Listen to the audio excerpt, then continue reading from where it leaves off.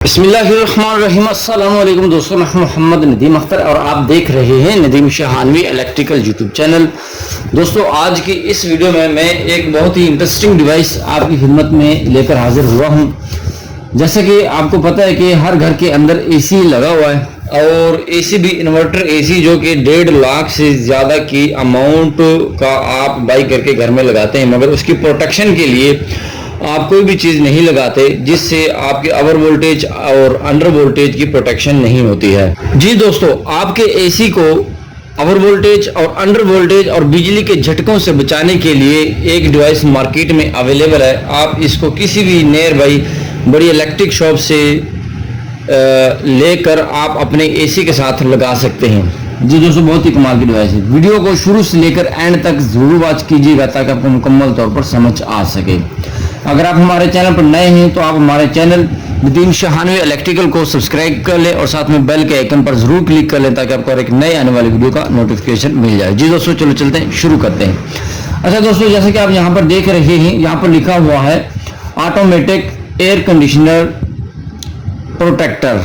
ठीक है दोस्तों, ये आप अपने फ्रिज के साथ भी लगा सकते हैं, फ्रीजर के साथ भी लगा सकते हैं और अपने एसी के साथ भी लगा सकते हैं। इन्वर्टर एसी हो या सादा एसी हो, दोनों के साथ आप लगा सकते हैं। इसके जो फीचर हैं, इसके अंदर 3 फीचर यहाँ पर दिए गए हैं। वो कौन कौन से हैं जी? यहाँ पर आप देख सकते हैं टेम्परेचर और एम्पेयर और वोल्टेज। एम्पेयर और जो टेम्परेचर है ये हर 30 सेकंड के बाद यहाँ पर डिस्प्ले पर शो होगा और वोल्टेज यहाँ पर कांस्टेंट रहेंगे। यहाँ पर आप देख सकते हैं इसका यूजेस आप एयर कंडीशनर के लिए इस्तेमाल कर सकते हैं, एसी के लिए, स्प्लिट एसी के लिए, विंडो एसी के लिए, वॉशिंग मशीन जो आपके ऑटोमेटिक वॉशिंग मशीन और अदर आपके इलेक्ट्रिकल जितने भी भारी इलेक्ट्रिक इक्विपमेंट होते हैं, आप उनके लिए, उनकी प्रोटेक्शन के लिए आप इसको इस्तेमाल कर सकते हैं। अगर इसकी हम स्पेसिफिकेशन की बात करें, यहाँ पर आप देख सकते हैं लिखा हुआ है वोल्टेज प्रोटेक्टर 150 वोल्ट से लेकर 270 वोल्टेज तक ये प्रोटेक्शन करता है। मिनिमम वोल्टेज 150 और मैक्सिमम वोल्टेज 270। हमारे पास वोल्टेज रेगुलेटर डिवाइस पड़ी हुई है, इसकी मदद से हम आपको चेक करवा के दिखाएंगे कि ये मिनिमम और मैक्सिमम वोल्टेज पर कितना काम करता है। अच्छा जी, आगे हम बात कर लेते हैं जी।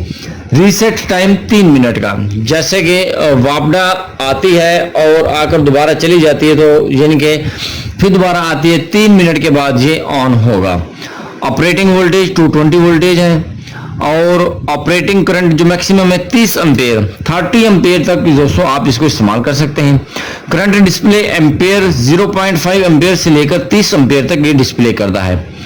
अगर टेम्परेचर डिस्प्ले की बात करें तो 15 सेकंड के बाद टेम्परेचर आएगा, एम्पेयर डिस्प्ले भी 30 सेकंड के बाद आएगा और वोल्टेज डिस्प्ले कांस्टेंट रहेगा। अगर हम इसकी डिस्क्रिप्शन की बात करें तो ओवर अंडर वोल्टेज प्रोटेक्शन है, 3-in-1 voltage ampere and temperature display ये आपको प्रोवाइड करते हैं। चलो चलते हैं, इसको हम ओपन कर लेते हैं। ओपन करने के साथ आपको कुछ इस तरह से इसकी लुक मिलती है और फिर आपने इसको टेप को हटा लेना है। टेप को हटा लेने के बाद आपको कुछ इस तरह से मिलेगा। इसको हम बाहर निकाल लेते हैं। अच्छा जी, यहाँ पर आपको नजर आ रही है ये ब्लैक वायर, ये टेम्परेचर सेंसर यहाँ पर आप देख सकते हैं। यहाँ पर ये टेम्परेचर सेंसर के लिए इस्तेमाल की जाती है।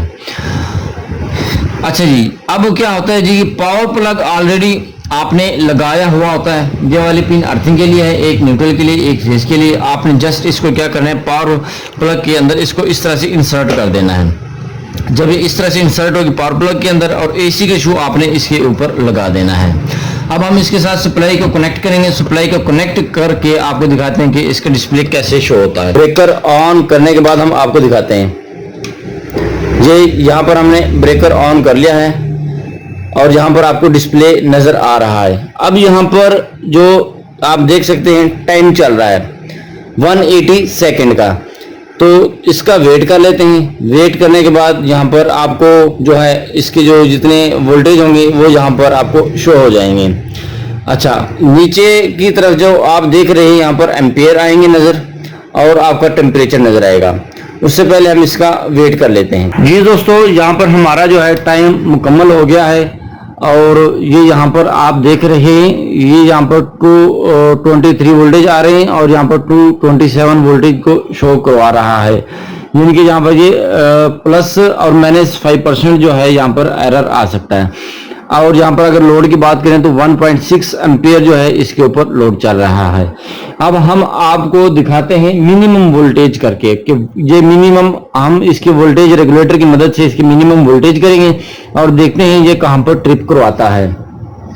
अब इसको हम वोल्टेज रेगुलेटर की मदद से मिनिमम वोल्टेज कर लेते हैं। यहाँ पर जैसे कि आप देख रहे हैं आहिस्ता आहिस्ता जो वोल्टेज डिक्रीज हो रहे हैं, और यहाँ पर हम देखेंगे कि यहाँ पर कितने वापडा के वोल्टेज होंगे और ये ट्रिपिंग करेगी। जी दोस्तों 150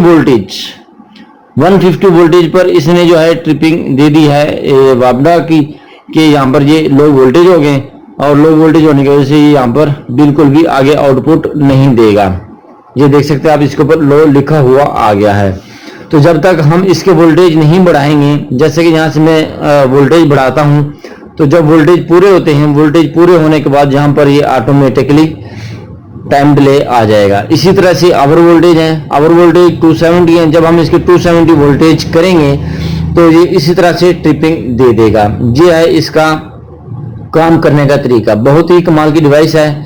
इस कंपनी की नहीं मिलती तो किसी और कंपनी की लेकर आप लगा सकते हैं अपने एसी और अपनी इलेक्ट्रिकल डिवाइसेस के साथ, जो कि प्रोटेक्ट रहेंगी। जी दोस्तों, आपको ये हमारी वीडियो कैसी लगी आपने कमेंट सेक्शन में आकर जरूर बताना है, और हमारी वीडियो को लाइक जरूर करना है, दोस्तों के साथ शेयर जरूर करना है। मिलते हैं नेक्स्ट वीडियो में, तब तक के लिए अल्लाह हाफिज। पाकिस्तान जिंदाबाद।